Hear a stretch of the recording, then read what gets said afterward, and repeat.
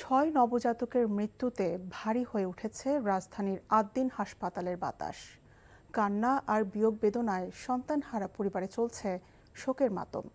ভোরে মগবাজার আদ্দিন হাসপাতালের দ্বিতীয় তলায় পোস্ট অপারেটিভ ওয়ার্ডে এই মৃত্যুর ঘটনা ঘটে। গ্যাস লাইন লিকেজ বা অন্য কোনো যান্ত্রিক ত্রুটির কারণে এই ঘটনা ঘটতে পারে বলে ধারণা করছে পুলিশ। এই ঘটনায় গঠিত তদন্ত কমিটিকে 72 ঘন্টার মধ্যে রিপোর্ট দেওয়ার নির্দেশ দিয়েছে স্বাস্থ্য অধিদপ্তর। হাসান মাহমুদের রিপোর্ট।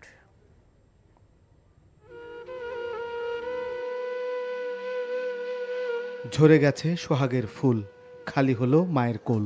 তদন্তে কি শেষমেশ মিলবে কার ছিল ভুল? ঘটনার শুরু বুধবার ভোরে মগবাজার আদ্দিন হাসপাতালের দ্বিতীয় তলার পোস্ট অপারেটিভ ওয়ার্ডে। হঠাৎ করেই শিশুরা কান্না শুরু করলে মায়েরা জেগে ওঠেন। হাসপাতালের সেই ওয়ার্ডে ঢুকতেই আসে ঝাঁঝালো দম বন্ধ করা গন্ধ। মায়েরা কর্তব্যরত চিকিৎসক ও নার্সদের জানালে 6 শিশুকে দ্রুত নেওয়া হয় এনআইসিইউতে। প্রথমে 2 জন এবং পরে সেখানে মৃত্যু হয় 4 শিশুর।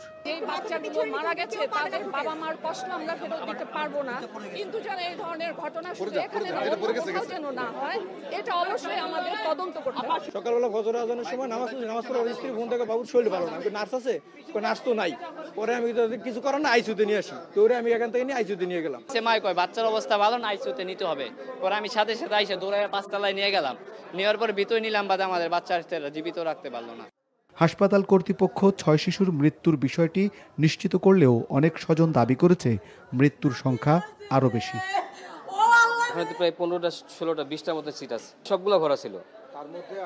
সকালে 2-1টা আইসিইউতে নিয়ে গেছে, একটু আগে খবর হয়েছে উনিও মারা গেছে। শুধু ওই ওয়ার্ডের ভিতরেই যারা ছিল তারা সবাই অসুস্থ হয়েছে, কারণ ওনারা এসি সিস্টেম বন্ধ করে দিয়েছে এবং অক্সিজেন সিস্টেমটা কি আসলে বন্ধ করে দিয়েছে কিনা ওটা ওনারা বলতেছে এরকম কারণে গ্যাস হয়েছে। এদিকে ঘটনাস্থল পরিদর্শন করেছে স্বাস্থ্য মন্ত্রণালয়ের ঊর্ধ্বতন কর্মকর্তারা। চলছে তদন্ত, খতিয়ে দেখা হচ্ছে মৃত্যুর কারণ ছিল কিনা কোনো গাফিলতি। গঠিত হয়েছে তদন্ত কমিটি।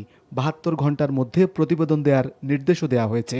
এসি জটিলতা অথবা যে কোনো কারণেই হোক, ওইখানের যে পরিবেশ একটি সাফোকেটিভ পরিবেশের মতো আমরা পেয়েছি এবং আমরা আগামী 48 থেকে 72 ঘন্টার মধ্যে আমরা আগামী 3 দিনের মধ্যে সর্বোচ্চ এই তদন্ত কমিটির রিপোর্টের পরিপ্রেক্ষিতে সরকার কঠোর ব্যবস্থা নেবে।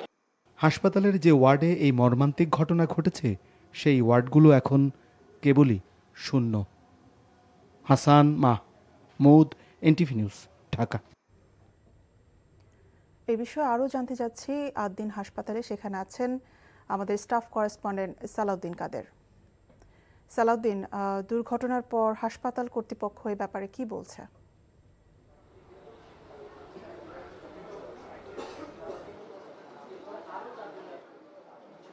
শুরুতে গতকাল রাত 3টার দিকে যে ঘটনাটি ঘটেছে, হৃদয় বিতরক যে ঘটনা, সেই ঘটনার পর থেকে আমরা সকাল থেকে হাসপাতালে অবস্থান করছি এবং হাসপাতাল কর্তৃপক্ষ কিছুক্ষণ আগেই একটি সংবাদ সম্মেলন করেছেন এবং সেখান থেকে জানিয়েছেন তারা দুঃখ প্রকাশ করেছেন।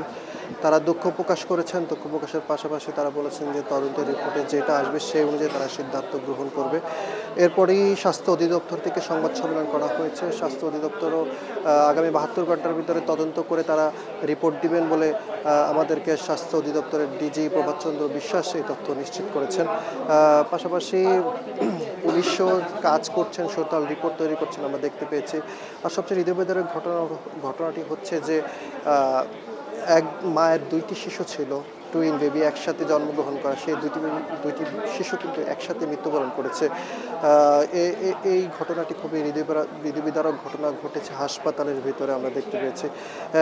এছাড়া হাসপাতাল কর্তৃপক্ষ স্বাস্থ্য অধিদপ্তর জানিয়েছে যে ওয়ার্ডের ভিতরে যে ঘটনাটি ঘটেছে সেই তারা অলরেডি সিআইডির মাধ্যমে তদন্ত করার জন্য তারা এখানে কাজ করছেন এবং কাজ করার পর সেই ওয়ার্ডটিকে তারা সিলগালা করে দিবেন এবং সিলগালা করে দেওয়ার পর তারা 72 ঘন্টা পর যে সিদ্ধান্ত আসবে সেই সিদ্ধান্ত অনুযায়ী পরবর্তী পদক্ষেপ নেবেন বলে আমাদেরকে স্বাস্থ্য অধিদপ্তর থেকে নিশ্চিত করা হয়েছে।